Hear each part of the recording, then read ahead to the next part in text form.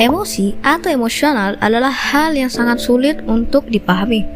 Terkadang hanya karena gak bisa mengontrol kata yang bernama emosi ini, semua hal bisa kacau dan gak sesuai rencana awal. Semua orang pasti punya sisi emosi yang dominan, entahnya suka marah, mudah sedih, sering ketakutan, dan lain-lain. Karena itu, banyak orang yang salah mengartikannya, atau malah tidak tahu apa itu emosi dan apa yang harus dilakukan saat kita mengalaminya. Jadi, di video ini aku akan menjelaskannya semudah mungkin.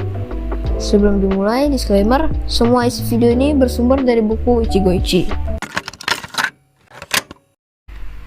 Hai, nama gue Danis. Yap, gue emang masih bocil, terdengar dari suaranya ya. Dan isi channel YouTube ini adalah self-development, self-improvement, time management, dan produktivitas. Kata emosi berasal dari bahasa Prancis yaitu emotion, dan diambil lagi dari kata émouvoir, yang artinya kegembiraan. Emosi adalah perasaan intens yang ditujukan kepada seseorang atau sesuatu. Emosi juga merupakan reaksi terhadap seseorang atau kejadian. Contohnya dari gambar ini.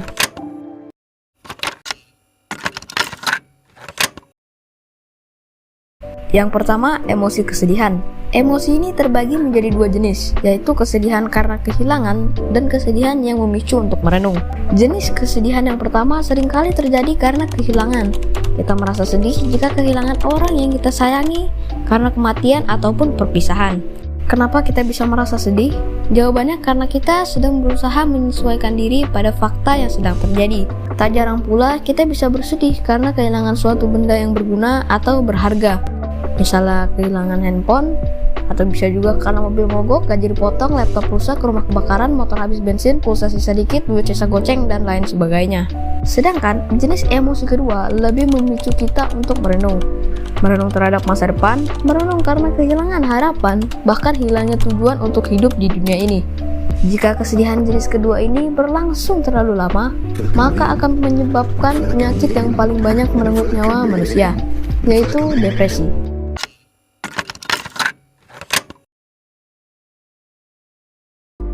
Kemarahan ini adalah emosi yang benar-benar harus kita kontrol dengan baik, karena hanya emosi inilah yang bisa membahayakan atau merugikan orang lain. Tetapi sebenarnya tujuan dari emosi bernama amarah ini adalah untuk menghadapi bahaya yang mengancam diri sendiri ataupun orang yang kita cintai.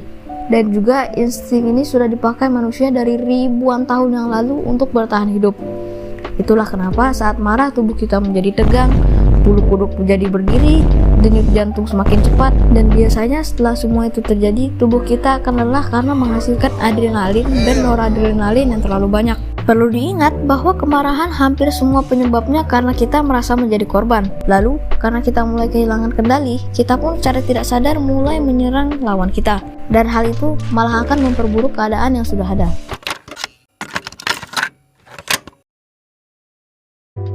Sama seperti amarah, emosi ketakutan juga bentuk kewaspadaan manusia terhadap sekitarnya. Sama-sama mengaktifkan hormon adrenalin dan hormon noradrenalin dan juga membuat otot-otot jadi tegang.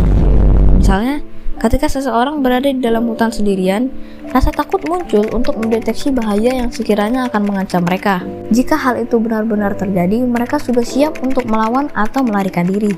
Niat dari rasa takut ini sebenarnya baik, tapi jika dialami berkelanjutan bisa menyebabkan anxiety disorder, yaitu gangguan kecemasan, atau panic attack, yaitu serangan kepanikan.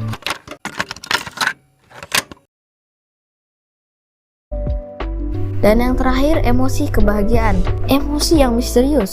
Sebagian orang sangat mengejar kebahagiaan ini, tapi entah kenapa mereka malah tidak pernah merasa bahagia yang sesungguhnya. Emosi kebahagiaan lagi-lagi terbagi menjadi dua jenis, kebahagiaan dengan sebab dan kebahagiaan tanpa sebab.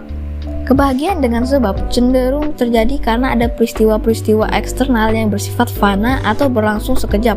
Contohnya naik jabatan, mendapatkan lotre, dapat arisan, ketemu iPhone di jalan, dan lain sebagainya. Sedangkan kebahagiaan tanpa sebab berasal dari dalam diri tanpa alasan yang jelas, seperti disalurkan dari jiwa yang ingin kita hubungkan.